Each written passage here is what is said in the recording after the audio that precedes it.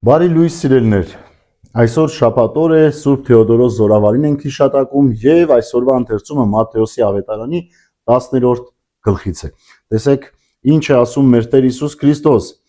Բայց երբ ձեզ մատնեն, հոգ մի արեք, թե ինչպես կամ ինչ պիտի խոսեք, որովհետեւ այդ ժամին ձեզ կտրվի այն, ինչ պիտի խոսեք։ Քանի որ ոչ թե դուք եք, որ պիտի խոսեք, այլ ձեր հոր հոգին, որ պիտի խոսի ձեր միջոցով։ Եղբայրն իր եղբորը մավան պիտի մատնի եւ հայրը որդուն։ Եվ որդիները հայրերի դեմ պիտի ելնեն եւ նրանց պիտի սպանեն, եւ իմ անվան համար բոլորից պիտի ատվեք, իսկ ով մինչև վերջ համբերի, նա պիտի փրկվի։ Տեսեք սիրելիներ, այս հատվածը ինչքան կարևոր է մեզ քրիստոնյաներիս համար։ Գիտեք, ես մի բան եմ նկատել, երբեմն որպես քրիստոնյաներ մենք անընդհատ ուրախանում ենք դրանով, բայց երբ մի նեղ դրության մեջ ենք գնում, խառնվում ենք իրար, սկսում ենք վախենալ, ասում ենք կարող է եւ մեզ դադապարտեն, կարող է մեզ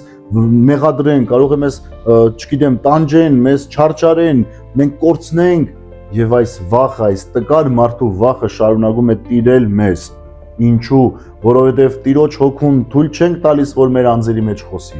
Ինչու? Որովհետեւ մեր մեղքերը շապազանց շատ են։ Տեր Հիսուս Քրիստոս ասում է, որ աշխարհը խառնվել է իրար, ամեն բան այլանդակվել է, ամեն բան խառն է այլևս, որովհետեւ հայրը որդու դեմ է ելնելու, որդին հոր դեմ է ելնելու, եւ սա ամենաաբսուրդն է աշխարհի, երբ ծնողն ու զավակը իրար հակառակվում են։ Բայց այս ամենի մեջ Տերն ասում է, որ մի մտածեք, թե ինչ պիտի անեք, եթե դուք Քրիստոսով եք ապրում, իմ հոր հոգին ձեր փոխարեն պիտի պատասխան տա եւ ձեզ պիտի զորացնի։ Միայն մի բան է ուզում Տերը մեզանից. համբերեք, որպեսզի փրկվեք։ Եվ այս համբերությունը, սիրելիներ, пассив համբերություն չէ, ուղղակի ծածուկ միտեղ թաքնվել ու համբերելը չէ։ Այս համբերությունը ակտիվ համբերություն է, երբ քրիստոնյան վստահ է իր Տեր Աստծով եւ գիտի, որ Տերն է իրեն առաջնորդը եւ ինքը պիտի այդ պահին համբերի, բայց ճիշտ կազմակերպի իր հաստատակամ ընթացքը Տիրոջ փրկության ճանապարհով։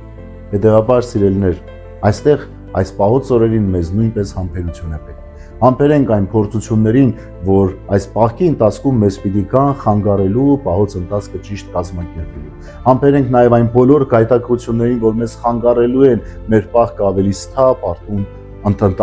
տանելու համար։ Եվ այդ համբերության մեջ թող մի բան լինի՝ վստահություն